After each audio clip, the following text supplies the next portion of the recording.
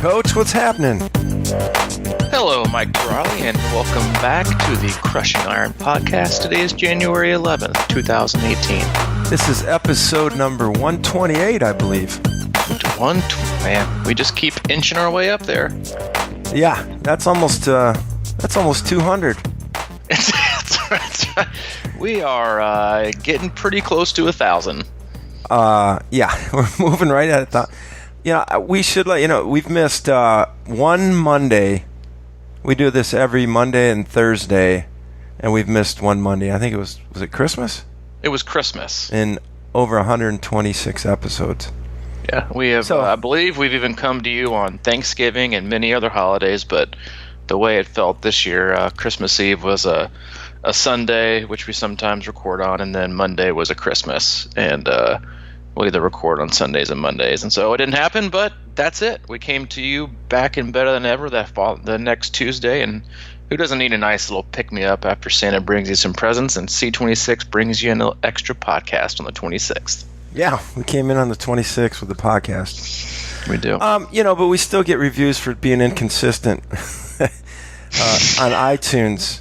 No, we've got not many. We have a lot of really good reviews on iTunes, and we would really appreciate it if you haven't done that, to drop on there. And we're almost at 100 5-star reviews, I believe. Well, yeah, 100 reviews total. Oh, 100 total reviews. Yeah, 100 total. But yeah, I did. You stole it from me. But that was huge thank you to everybody who has taken the time to listen to our podcasts. We spend around 2 hours a week with us, and then it's a huge help to leave a review, even if you don't want to leave a written review in terms of your thoughts and on the podcast for others to read. If you just want to click on either a 5-star, 4, 3, 2, or 1, you can just do that as well without having a comment. And then another gigantic thank you to the many athletes. So I'm assuming you're athletes.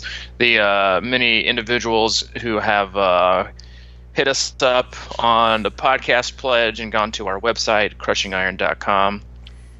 And we have a little tab over there called Podcast Pledge, and you can donate anywhere from $1 to 100 to $1 million for you high rollers. And you have to donate how many 100 times 100 to $1 million. Yeah, something like that. And it's every little bit helps, regardless of what it is. Reviews help. Even a couple bucks here and there for the pledge helps. It just helps us keep our costs manageable with storage and new equipment, and 2 to 4 hours a week that we spend on this. So we appreciate it, and we love what we're doing. So we don't mind if you love us back. Very well said, buddy. Thanks, man. We also have a closed Facebook group you can get in there, Crushing Iron Group. If you search on Facebook, well, that's a good one too. And that's free, and that's got a lot of good conversation, and we're going to get to it in a minute. But I think today's podcast topic may have come from that group.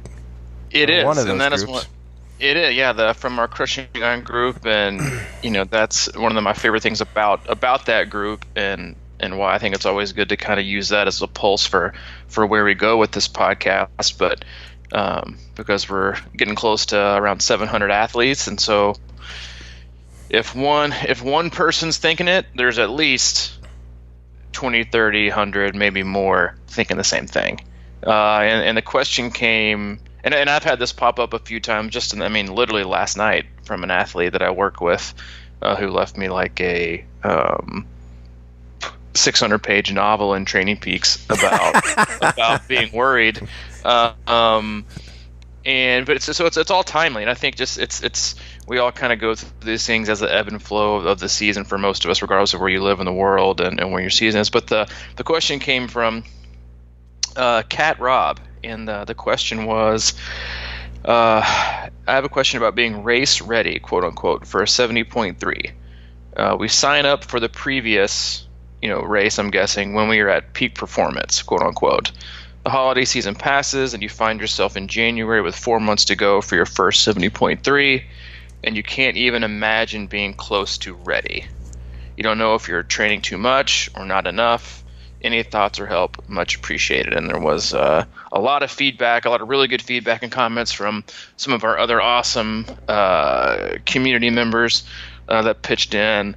And then I threw in there, well, I thought it was a great topic and timely, so I said, why don't we just make that today's podcast topic? And I think 10 people said, hell yeah, that sounds like a good idea. So here we are. And there it is. That was the podcast. Thank you for listening. We'll be joining you. Just kidding. That was the podcast topic. That was it. That was the podcast topic. And if you want to get the answers, you can go to our Crushing Iron Facebook page, and we'll take it from there. Have a great weekend. Yeah. It really is. It is a great topic for this time of year, and literally, like I said, a couple of my own athletes, and it is. I totally get it. It's especially when it comes to and we talk about this before, like the ebb and flow of the seasons, and Kat is so right that when you finish these huge races, and you're in really, really, really good shape, so you sign up for them thinking, I know how this feels, I know I can finish it, what's another one, or I want to do even better.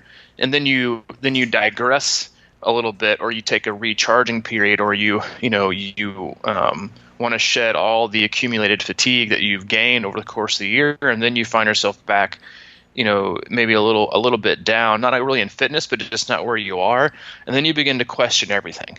Mm-hmm. And it really does apply to even especially the newest athletes, and as you grow into the sport and you do more and more and more, you do them so often that we know what certain thing feels like. I've been here before, I know I can get it back. Mm-hmm. And you once you do things, as everything in life, once you do things over and over and over and over again, you don't become, that phrase I use a lot, like that prisoner of the moment. Yeah. We only think about today. We rarely look at how far back, or we never look really, really far back to see how far we've come. Yeah. I mean, that's interesting, because I really am a practitioner of trying to be in the moment, but there's something about that to reflect on what you've come from. But I have to say, Kat, I went for a run this morning. It was my first run in a while, buddy. But I came back, and I was, I'm like, oh man, I was thinking the same thing. I've done, many 70.3s in May, and I was thinking the same thing. I'm like, man, so I don't think it's unusual. I mean, I think there's a lot of people that stay dialed in and, really on top of their game the whole season, year round, and, have, some, but I definitely go up and down, I ebb and flow and stuff like that. And, so, I think it's a good topic too, but I was out there, I didn't run far. I was just kind of getting back into the groove a little bit, and I don't think that, I do think I know the confidence is there, but man, in the moment, right now, I'm just like, boy, that seems really hard to me. So she's probably going through that too. A lot of people probably go through that. Yeah, and I thought everybody does. And even if you've done 1 or 2 years, but especially if it's your first one, or you, and a lot of it comes with not knowing what gets you into shape, mm-hmm. or gets you quote unquote race ready. Because everybody is totally different, in terms of their development and where they are and their age and their injury history. So being quote unquote race ready looks different for everybody. And and again, that's, there were quite a few people who commented, and that is one of, if not one of the major or biggest benefits of having, a coach of some kind, or even just a really reliable training plan to go off of, as you can, from a training plan aspect, we have a lot of our training plans that, on Training Peaks, but that are good. You can see them all, but it's nice to see the end of what you're eventually going to get to. But on a coaching aspect, on a personal level, as an athlete, you might see this week and think, all right, this week is already tough. I don't really know how I'm going to be ready. Whereas your coach sees 60, 90 days down the road and how you've come from, barely being able to do a 30-minute run at 13-minute pace, and now you're doing hour and 15-minute runs at 9-minute pace. But we have such a short memory when it comes to the good, and such a long memory of not really the bad, but I think everybody goes through this as far as like you forget that you're not the same. Like our mind, mentally and emotionally, we get trapped, and we always, like in holding ourselves back, in that, like, we just don't realize how far we've come. Like, I'm not the same athlete that I was even 3 months ago or a month ago. But we look at that as, like, right now we're in the worst shape ever. When if you think about it, and you like reverse, like, well, wait a minute, like that's kind of ridiculous thinking, and it is. But you have to either, if you're self-coached or going off, any kind of a plan, you have to know and trust that when it comes down to the day, you will be ready. And that is one of the hardest things to grasp, either from a self-coached athlete or even a coached athlete, is just trusting yourself or trusting your coach that they know what they're doing and they will get you there. And although I can't see 60, 90 days down the road, they know in their head what it's more than likely going to get, what it's going to look like. Because I rarely have to have this conversation, but I sometimes will say, hey, we're in crunch time. It's time to push is going to come to shove. Like, no more fucking around. You need to get to work. And that might happen 1 out of every 1,000. Most of the time, it's be patient, slow down. Like we're already, I don't want to say ahead of it, but like we talk about a lot. Like, you don't want to be ready until race day. Like, that literally needs to be your peak of like a 16, let's say it's like 16, 20, 24, whatever, 4 months. Like, I started training basically again I took a week off after Louisville because I didn't do the run portion. And ever since then, I've been focusing on, like, consistency and getting better and doing, but I have no interest in peaking until April 8th when I go to Texas. And so it's trusting that when I get there, I'll be ready, and knowing that while what I'm doing now might not look good, I also need to take into account like a multitude and just a gigantic variety of personal situations. In that, let's use common sense. Am I fresh right now? No. Am I training fatigued?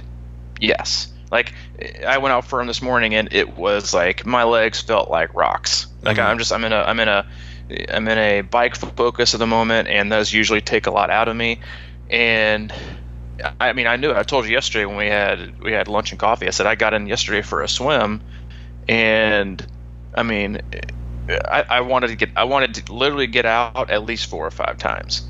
But I knew, because what felt like zone 4 for me on the swim looked a whole lot more like zone 2 on the clock. And I was, one of those days, like I was joking with our athletes that, it was one of those days where I walked up to the lifeguard and I was like, just to confirm, this is in fact yards and not meters. Like, come on, because it was just one of those days.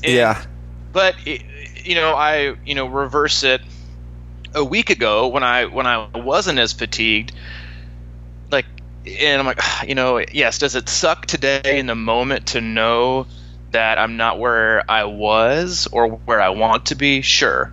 But it doesn't mean it disappeared, and it doesn't mean I'm about to just not get any better. It's just one of those days, and that's, and like we rarely go back and look at our successes, like the many successes in training and how and where we worked up to, and apply those to, I guess that means in the next 4 to 8 weeks I can also, get a little bit better.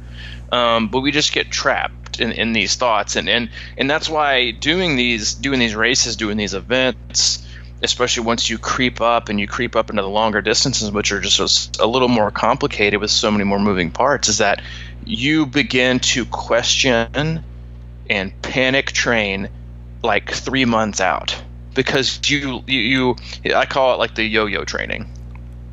You go way up because you're like, oh, that's just I got to do more, I got to do more. Then you get toasted, and you have to take like a week or two off. Then you're like, oh, well, maybe I did too much. I'll just do too little. And instead of having like an actual like planned progressive, plan or a thought process or an outline with like some actual purpose, that even so, it's the best example I can give you is if you're being coached. What it really looks like is if you've ever done anything like a trust fall or a maze or whatever, and you're an obstacle course where you're blindfolded and someone else is talking to you to kind of guide your way. That's coaching. You want them to see as much as they want to see, but for the most part, all they really need to know about is that day. But you're going to talk them through getting to the very, very, very, very end of this complicated maze where they can't even physically, see the end or where they're going to go. But once they get to the end and you walk them through and you talk them through and you convince them and you lead them to avoiding certain pitfalls that you see along the way and what's too much and too little, you get them to the finish and the end of this maze. They take the blindfold off and they look back and they think, holy shit, how did I get through that? And that's why if you don't have someone guiding you, or you aren't confident or seasoned enough or experienced enough to know exactly where it's going, you are literally always guessing. You're always guessing because you don't know. If you've done it for a long time, you can self-coach it because you just know. Where you have friends who are like, listen, you're doing the right thing. That's another great thing to have is have friends in your corner that are experienced, that have done it a lot. And like, listen, like I'm only doing this too, but again, back to the, as part of the podcast we did on Monday, it was like, but that's also one of the other downfalls of like everything being connected is, well, Joe Schmo is doing 2-hour runs in January and he's not doing his, he's not doing a full until whenever. Well, let Joe Schmo do Joe Schmo. But it's hard to wrap your mind around what needs to happen this time of year, which is, it's not detraining and it's not getting in less shape. It's just recharging, because you cannot stay at peak fitness all year round, because if you do and you're that guy or you're that girl, guess what? You're not in peak fitness, because you can't peak year round. You can't even peak once a month. The best athletes will tell you, the best coaches will tell you, you can probably peak maybe 2 to 3 times. And you just have to know that. And trust that, like, I know that I can't just cram out, all this extra volume and all this extra stress and really just you can't be in like a perpetual state of being fresh. And on the same side, you can't be in a perpetual state of being fatigued. You've got to go back and forth. That way you can dig a little deeper and then peak higher, and then dig a little bit more and then peak even higher. But in order to do that, you have to, this time of year, just kind of sit back, not relax, but just keep doing the work. As we always say, like, train so you can train the way you need to. And that's what this time of year is. It's just training so you can end up training.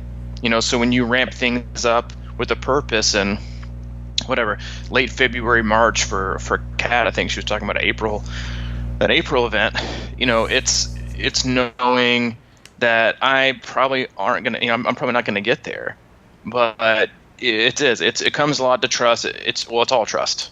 It's either trusting yourself or trusting someone else. It's hard.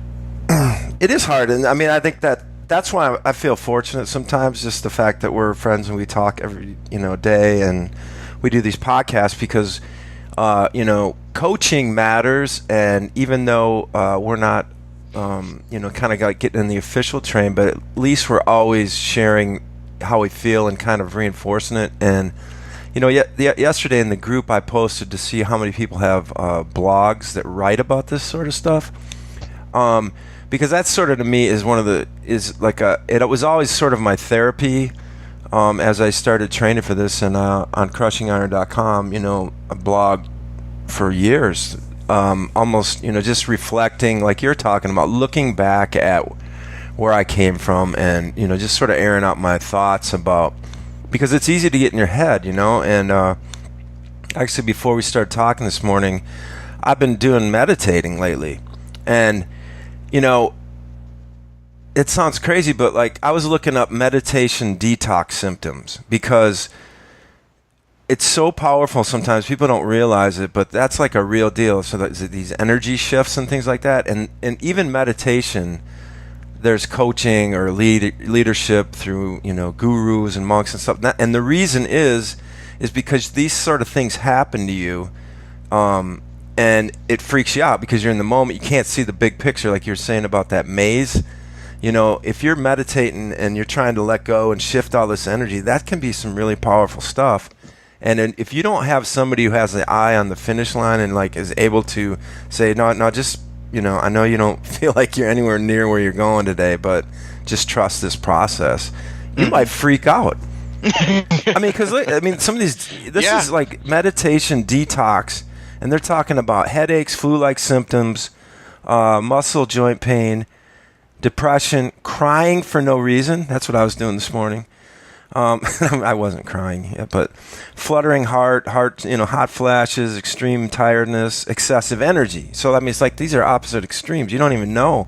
But like in your case, like you've coached, you've been listening, you've talked with, you've coached hundreds of athletes and been through this process so many times. You recognize when people sort of maybe are losing their way, and that's why I think I like to write a lot about it. I like to obviously research, but these kind of things can get dangerous too if you don't have sort of an objective opinion or a wise opinion or a wise angle from somebody else to look at what you're going through in this moment.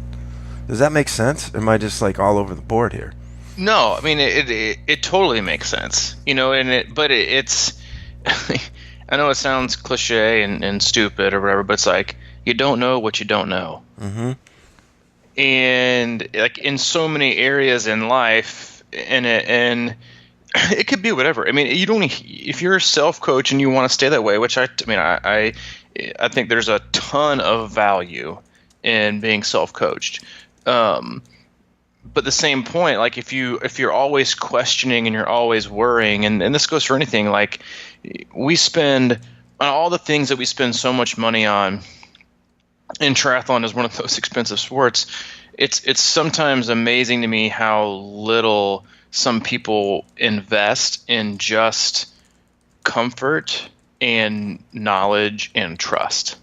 Like I don't do my taxes. Like I could probably do them, but it's the peace of mind that comes with hiring somebody to do them for me that gets me to the end of this, that gets me to where I want to go. Mm-hmm. When you're buying a house, what do? You get a realtor. Like when there's just so many different, there's just so many areas in life where you're like, this is important to me. I'm willing to, if I'm going to invest this much, I'm willing to maybe, invest a little more time or even a little bit more money in just, peace, and just frankly, just peace of mind. But again, it does. It come in. Some of it is like if you're in January and you already feel like you're already in peak shape, or you're training like the most you can probably train, you probably have bitten off way more than you can chew too early, because and the athletes that I worked with, all last year and this year, like the reason, they and it's you should, if you're a coach, you should be comfortable with your athletes questioning you. Like you should be fine with it because it's okay. But like the longest tenured athlete I have is 5 years, and Joanne, and she's still to this day, even after like back-to-back years of Ironman PRs, and like she did Louisville last year on, what was it, like 45 days notice or something, because she came to camp and got pumped up with all of us and then went, and then had the best race of her life. She's still to this day, you think I'm ready? Am I ready? But it's common. But no matter how long you work with an athlete, or they know they will, like they either A, need that reassurance, or B, they've seen that while I know I'm training right now, I know what like the real training looks like. And I'm okay with that not happening right now because I'm not necessarily ready for it. But again, going back to what we said in the first part, that comes with experience. Like the athletes that I worked, with this last year, compared to the ones that I'm working with now for their first race, like their psychological, where they are psychologically in the process of preparation is totally different than, so I got 2 or 3 athletes doing Texas 70.3, and I've got 2 athletes doing Florida 70.3, and they are all athletes that I worked with for the first time. So they're gearing up for this April race. They're in a totally different mindset as the athletes that I've got, that did a late season, Chattanooga, Louisville, Arizona, Florida. Like they know, and they did well, and they did what they wanted. So they know what it looks like to be. They know what it feels like to be race ready, and they also know what it looked like before they got there. And that's why doing like the what I would say minimal hours right now, anywhere between 7 and 11, something like that. Like they're like, I'm perfectly fine with that, because I know down the road when push comes to shove, they know exactly what it's going to look like when it is in fact time to get quote unquote race ready, or to quote unquote peak, for a race. And then you've got athletes that are doing Texas or Florida or an early season, and May race even. They just don't know because you haven't seen it. But most athletes like that I work with, they will get like their first what I would say like quote unquote real week, and they're like, oh, it's about to start. And the more weeks you get like that, the more confidence you gain of quote unquote being race ready. But you can't get or distribute as a coach or construct as a self-coached athlete. You can't give yourself those without being prepared to execute them. And so everything, even most athletes who now is we're just under 90 days out from those 70.3s. Yeah, our athletes that are doing those races about to get here in the next week or two some pretty big blocks. Yep. But they've done all this work that's required beforehand to execute. It's the and that comes with everything. Like you gain confidence each week you put together by putting a day together, a week together, a training block together, months together.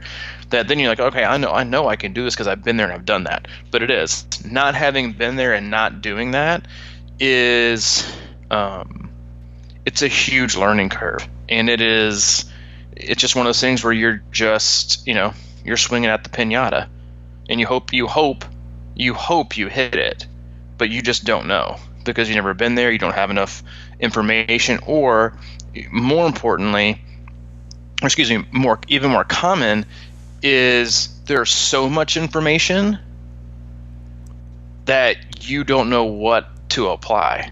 You're like, I can't apply every single one of these training methods or every single one of these pieces of advice because they're all going to contradict each other. Yeah. Have a plan, stick to it, trust it, and work it. And then you'll find yourself in a good place when it comes to race day.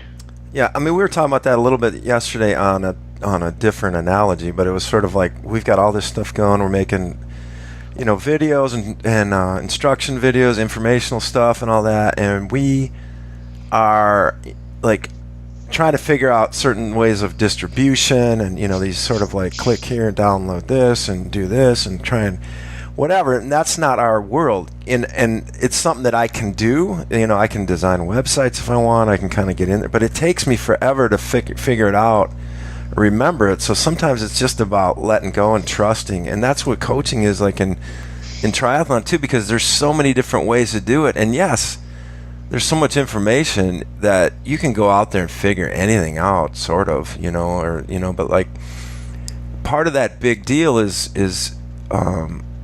being through it so much that you sort of kind of weed out the the stuff that doesn't work, or sort of craft I mean, that's what people pay for these days, I think, is sort of that expertise that, if somebody's passionate about vegan cooking or whatever, and they've made all these recipes and they've done all they've been through all the mistakes and learned and whatever, and then they kind of like, hey, this is what, just follow this. And then if you're that kind of person, and that's not me necessarily a lot, that can just let that go and trust, I always want to make my own recipe.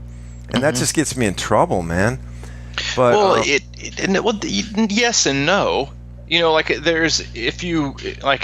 think it's also really great to take like ownership in, and I think a lot of people do this, is they'll buy a training plan or they'll download something online and think, all right, this is, now I kind of get like the outline, or what I would say, like, the skeleton of what this should look like. Now I'm gonna make it mine. It's like when we bought our house, there was it was brand new, and there were already gonna be some, like, we had a company was in a development, so we didn't have to like go through a builder and like design certain things. Everything was basically 80% done. We just had to pick certain aspects of what we wanted in the house. Do we want this room to be a bedroom? Do we want this room to be an office? Do we want, this kind of flooring? Do you want this kind of, cabinets? All that kind of stuff that, while it was incredibly helpful to just have all of that stuff already done and not worried about it, it was still nice to be able to add little bits and pieces of what would make it, quote unquote, our home. And so when it comes to training, but the important is to have the floor plan was laid out. We just changed little things to make it our own, or what I thought, using our own intuition or my own experience, or even sometimes just your personality of wanting to experiment. Adding those little intricacies into the floor plan or your training plan to make it yours, and trying to figure things out, that's also okay. But it's so hard to grasp from straws, or to look at 17 different floor plans, and then you're so overwhelmed, you're like, yeah, fuck it, I don't even want to build a house anymore. You don't want to do any of it, and it's so confusing. But you also want to make things your own, and listen to how things go, and how the season goes, and how you're mentally and emotionally going. Yeah, of course. I mean, without you have to make how do you don't follow everything to the letter. You got to kind of throw a little bit. If you like paprika, man, you want to put a little more of that in the recipe. Yeah. And I agree with you. I mean, I don't know where I'm going, but I like it. I like paprika, but I see where you're going. You're like, I mean, you look at a recipe and you're like, really, a teaspoon of paprika? How about 3? Well, I mean, just saying, there's like too many choices create what's that parallel? You don't do it. You're paralyzed, and sometimes, at least for me, it's like if I start going down these wormholes, and that's why it's sometimes. I mean, like Tim Ferriss is a great example. He figures out all this stuff, and then people go to him, and you realize that he's sort of tested and figured out all the flaws before you go through it. Like, I was watching a podcast a video the other day. He was just showing everybody how he does his podcast and like what equipment he uses and all that stuff. He just put it out there, and for me to watch, I was like, okay, I figured out we were doing a lot of things right, but he's done tons of these things and gone through all this stuff, and it's like he's a pretty good guideline to follow if you want to have a couple different microphones or whatever you want to just personalize it. But I just think I think that's the key value in today's society, actually, is being able to have somebody who can be a filter and sort of pull out the essence of what you need to or what want to do, or how to get to certain places. Design the path. Yeah, you can put your own flowers along the side of the road or whatever. Yeah, and first off, sorry for the F-bomb stage. Just a little excited. I just get excited when I get to click the explicit box. It's all right, more downloads. But no, but with that, like you said, it's as in like a parallel. Like I had a lot of athletes that I really wanted to ramp up into a run block like this last week. And everything that they were doing was telling me while I think, while from a coach looking, from my coaching aspect, would a run block be super beneficial from them? Yes. Are they totally in love with cycling right now, like out of nowhere? Yep. So it would make, I don't want to say 0 sense, but I even asked him, I was like, you're pretty much in the zone right now, aren't you, in the bike? And he was like, yeah, I'm just like loving it. Okay, cycling block it is. It's also having trusting your instinct and letting someone kind of watch over you as you trust it, versus always questioning if you're going the right direction. Like, you think you have the right roadmap, and then you go 1 mile and then you check it again. Am I really going the right direction? You stop, you get back in your car. Now, am I really going the right direction still? And you impede progress by not letting your mind, your body naturally go where it wants to go, because there is so much conflicting, information out there. But you just have to have, again, that comes back to confidence too. You have to have the confidence to know that this is ultimately the right thing, and if it's going to lead me to consistency and continuous training and doing things the way that it needs to be done, then I'm okay with it. Mm-hmm. But again, that's the hardest thing. Like we self-doubt is something that we all struggle with in every aspect of life, and it doesn't disappear just because we are we're doing triathlon. And even for the most like seasoned athletes, like you'll a lot of times get to the race like, God, I just don't know if I can do this.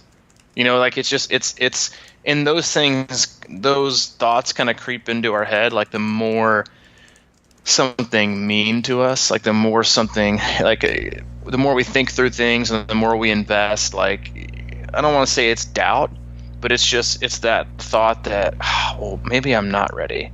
And that always creeps in like the day before, or through your taper. Everybody, not everybody, but a lot of people get those taper phantom, injuries where Yeah. they're like, body is healing at such a rapid pace because they've done so much damage and their body needs to heal, and they're doing less. Their body has more time to rejuvenate itself, and things just feel weird. And you're like, but I've got this like pain, and like, just wake up tomorrow and keep moving, and then it's gone. But you're like, my gosh, I think I've like pulled a hamstring like 2 weeks out. No, you haven't. But it's those thoughts we create in our mind that do they everything plays tricks on us. Yeah. It's a tricky business. It's a tricky business. Tricky business, this triathlon thing. Yeah, that's a good way to say it, man. I mean, like, how much do you think showing up? Okay, so for example, we've got a lot of people going to Chattanooga 70.3. I think over close to 50 from the private or closed group on Facebook. It's not private, it's not exclusive. We'll let you in there. But there's 50 people going there, and most of us will show up. The race on Sunday, right? Yep, we'll probably get there Sunday. Friday night, or will we go Saturday? A lot of people get there Friday. But like, say that Saturday. When you get there and you start feeling the energy of the other people and the whole race and the whole thing, I sort of like trust that part too. It's hard to recreate that in training, and it's hard to, I guess what I'm getting at is once if you're remotely trained up to these events and doing the right stuff along the way, once it's sort of like a weird thing that happens once you land on the soil in the town of your race. It kind of like puts you in that race ready mode too. I mean, It helps, it helps kind of flip you over the hump, or sort of. And then of course race morning, there's nothing like I like to talk about walking the plank. I mean, it's like at some point before that race, you have to realize that you're walking off a pier and you're not coming back. That's right. You know what I mean? And there's something, at least for me, powerful about knowing that I'm backed into a corner in a sense. I mean, obviously you don't have to jump in, but I mean, nobody doesn't jump in, or I'm sure some people have done it, but I bet you there are some, yeah. yeah, I'm sure that people have backed out, and I totally get it. But sometimes, you just have to like really dive into, like Bukowski says, you walk through the fire, So, that I guess what I'm getting at is that there's something there too, and like I said, just the course energy of people watching, the spectators, stuff like that. Those sort of things all sort of like come together. You know what I'm saying? You train up, and certain people handle that situation better than others. That morning of and that relaxation. Don't get too overexcited, and some get like just like for me, sometimes I look for ways to kind of just channel that energy, and sometimes that means getting mad. Like, why did I do this? And then this sort of like you get in there and you can't hold back on if you're like focused and maybe even a little bit just pissed off that you're in the water or whatever, but under a controlled phase. I mean, that energy cycle just sort of culminates that race morning. And that's a real thing, is what I'm getting at. Sort of like you got to trust that part is going to come too. Yeah. Well, because but, even that week before, sometimes, like you're saying with the injuries, you're like, but once you get in town, you're gonna, you're just gonna be a little bit of a different person, believe it or not. Yeah, no, you totally are. I mean, but with it's okay to be nervous, but because I think everybody is to an extent, but the ability to calm yourself comes with preparation. Yeah. And with preparation and experience, and then knowing, what, I did everything I could. I didn't do X, Y, and Z. I did do A, B, and C. I trust that A, I'm exactly where I need to be, and then B, regardless of if it was a perfect lead up or not, or if I had self doubts or not, or I got injured or not, I'm going to make the best out of today. And that's where a lot of athletes struggle. Is I think a lot of athletes give up or talk themselves down to dropping out or backing things down because they get caught up in having to be successful in February when the real success shouldn't happen until August or September. But it's with that self-doubt and that lack of experience that they start that negative self-talk. I have an athlete right now. It's January, and this athlete was like, I just don't know how I'm ever going to be ready for Ironman Louisville. It's in October. And all these scenarios, and again, like, it goes down to like we always run our days in a 20, and everything we do we obsess about in a 24-hour cycle. And it's like you've come so far in the last month and a half since we started working together that it's been really impressive. But and she was having another negative self-talk, and I just said, listen, I said something that I used to do when I was having these, we always say, like, don't live in a problem that doesn't exist. I said stop, because which is A, life in general, but B, especially triathlon. Like, don't live in a problem that doesn't exist. Like all the what ifs. And I said, as you sit right now, ask yourself, right now, is everything okay? And if the answer is yes, then we keep moving. But if the answer is like really nothing is okay, and it's a no, then we need to change some things. She was like, you're right. Like, as I sit right now, I'm healthy, I've made progress. Is everything really okay? Yep. Okay, then what is there to worry about?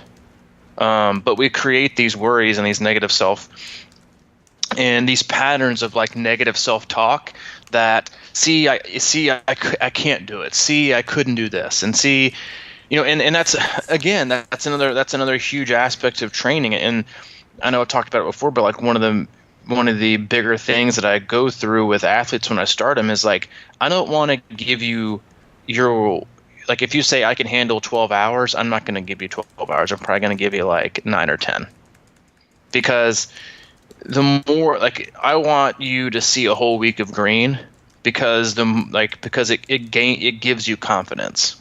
I mean, and there's for a variety of reasons. Like your 12 hours of time might feel okay, but when I give you some focused training, 9 hours might be plenty. Mm-hmm. But when it comes to completing the asked, repetition of workouts in their order and getting them all in the week, like I'd rather you look at a plan and say, oh, I can totally do all this. If not, maybe, 10% more. Well, then if we can do that, then we're in perfect shape. Versus looking at it and thinking, yeah, I can probably fit that in. Because every week you put together that's green, you want to keep doing more. And if you're in Training Peaks, green means you completed a workout and you got them all in, or you're pretty close to, prescribed time or distance or whatever. But that alone gives people confidence. Versus, the human nature of if we give you a week and you miss 2, and then you miss it again, you miss it again, you miss it again, then you're creating negative thought patterns, which are, maybe you can't do this. Maybe I can't do this. Maybe I wasn't meant to do this. Maybe I need to take a step back. Maybe I should just do it next year. When we can start that negative talk so early, and that's so common even right now. In that, like we make, as I posted an article in our active athlete closed group for our team, and then again on my personal Facebook page, in that, like in terms of like making these like gigantic goals and expectations. And I was like, everybody wants to take this all in approach. And I say, no, what would really be nice if we took this all inch approach. Instead of going all in on all inch, like take things inch by inch. Okay. All right. Instead of, because like what's better? Like what's really going to matter most in the day? I make 2 just like outrageous, super high expectation, gigantic goals that if my entire life lands perfectly in my lap, I'm going to be hopefully pretty close to executing this. Or can I make 20 very attainable goals that I have a really, really, really high chance of meeting them? What's going to be better? A for your life. But B, if you're thinking like from a training aspect, what's going to lead to better results? Well, the 20. Because even if you go, let's say, you go 16 for 20, you just achieve 16 things that are probably going to set you up for success versus that all or nothing, pass or fail, mentality. And that's also, again, like when you bite off, more than you can shoot. And I've seen it with athletes before. When I get a hold of like their training plan, I'm like, first off, like what? Like what have you been? A, what have you been doing? B, sometimes you see athletes who will like go into Training Peaks and buy one of plans that's like 10 hours a week, and they miss 2 weeks, and they're like, but I got to play catch up. So what do? They don't do what common sense says. Maybe bite off an 8-hour a week. What do? They bite off like a 13 or 14-hour a week, plan, because they gotta quote unquote, they gotta make it up. They gotta make up their missed sessions, or I just gotta commit even more. Like, no, you don't. You couldn't commit to 10. Why are you committing to 14?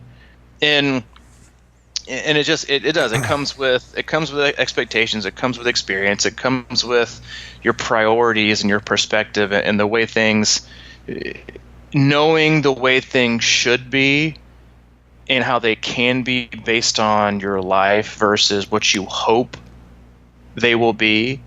And regardless of if you are like I said, regardless if you're self-coached or coached or have a training group or whatever, even just having friends, that can be like, that's a bad idea. Or are you like having friends is bad? Well, I know some friends. Well, but no, I'm serious. Like having friends that will legit hold you accountable. Like nobody, no offense, but nobody needs, in my opinion, cheerleader friends. No matter what you do all the time. Oh, go for it. Quit your job. Go do. I'm like, that's no. Like You need friends to tell you that the stuff you're doing is stupid, or to not get caught up in the moment, or to sleep on it, or in reverse, to smack you back into reality and say, look how far you've come. You used to could barely run a mile. Now you're running 6 or 7 without stopping, and you're questioning being ready. Yeah. But listen. Honestly, you don't need cheerleader friends. You need friends that'll be honest with you. Honest friends, and it seems like either we're one way or the other. Somebody's really doing the work. They need someone to be able to say, "Hey, look what you've done. Look back. You have the confidence." And then you have the other side of the coin where somebody's all like, thinks they're crushing or whatever. I mean, someone needs to say, man, you need to slow down or whatever. There's sort of, it all comes down to that outside eye. It all comes down to consistency. I mean, but are you telling me the hard is easy? I just am I what? Is hard easy?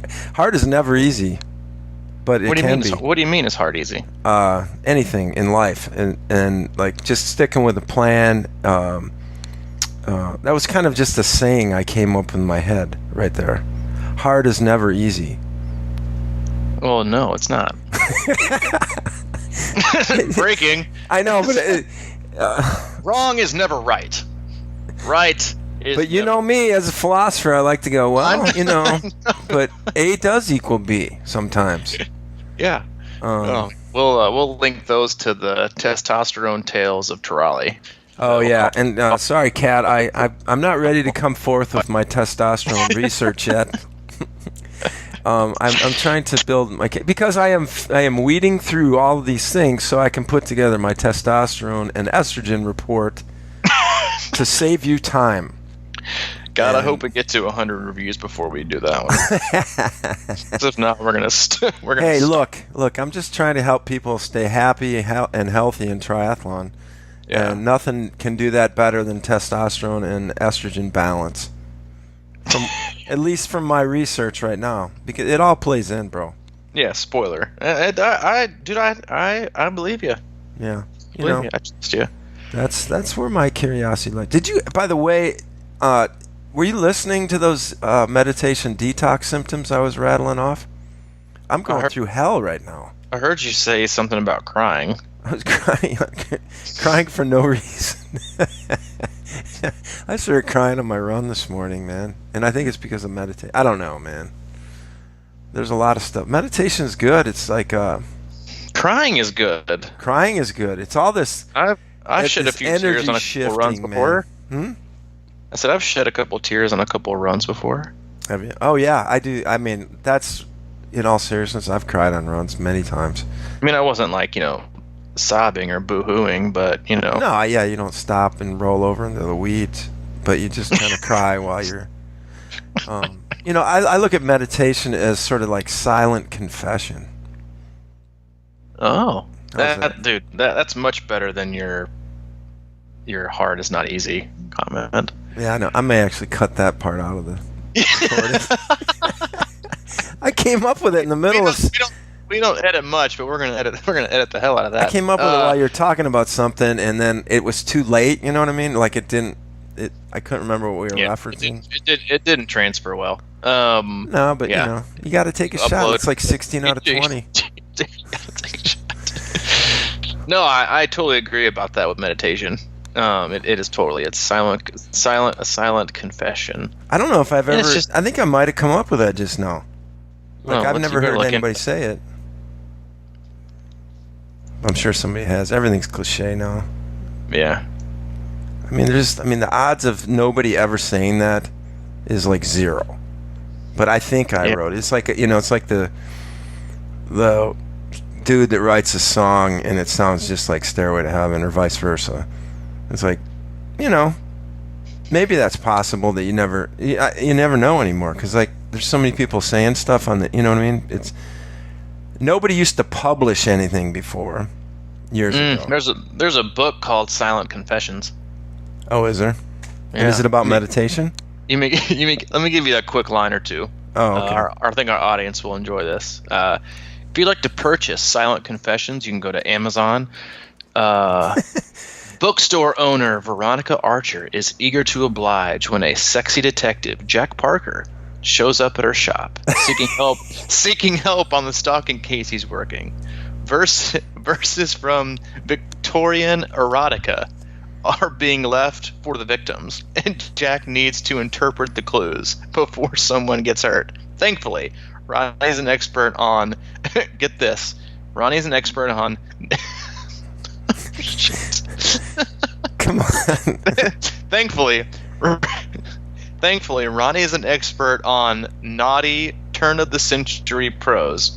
But if she's going to teach her, Jack will have to be the dedicated student. So, if you're listening, Julie Kinner, who's the author of this, what I'm sure is a world-renowned book, if there's a giant uptick in sales today, we will take our cut. You can send those to crushingiron.com. Yes, send them to crushingiron.com. Send them. Yeah. So I guess at least give her our PayPal. Yeah, seriously. C26triathlon@gmail.com. Julie Kinner. But yeah, hey, one man's silent confession is another woman's silent confession. So, why does all my spiritual introspection have to go off the rails with everything? I'm just trying to be, sorry, man. Reflective, sensitive, compassionate person, and now we're talking about 19th century naughtiness. Naughty turn of the century. Turn of the century naughtiness. Silent confession. Sounds like C26 book club material. Oh, that might be something a little unique. Be a little something unique. Yeah. All of a sudden she's got like 700 book sales. That's right. She's like, I'm out of stock.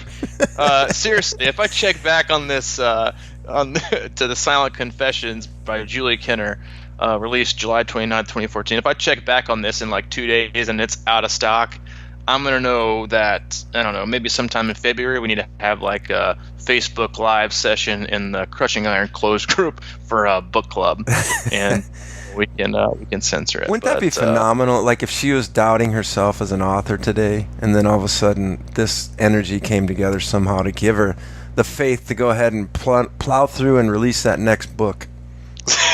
Kind of like doing the Iron Man 7.3. Silent Confessions 2. Silent Confessions 2. I might read that just because that's just how the world should work. Was it poetic justice or an education in obsession? Oh my God. Oh man. All right. Anyway.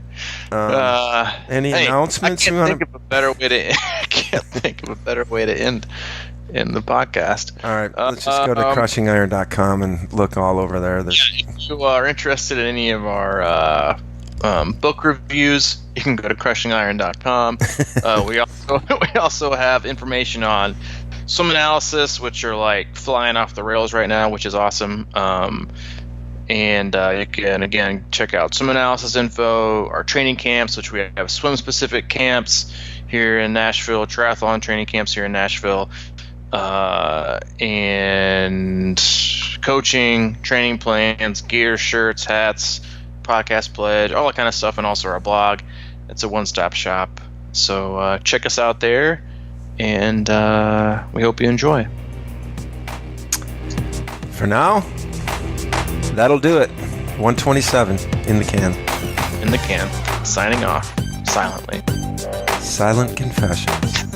Crushing Iron. See you next week. All right. Take care, everybody.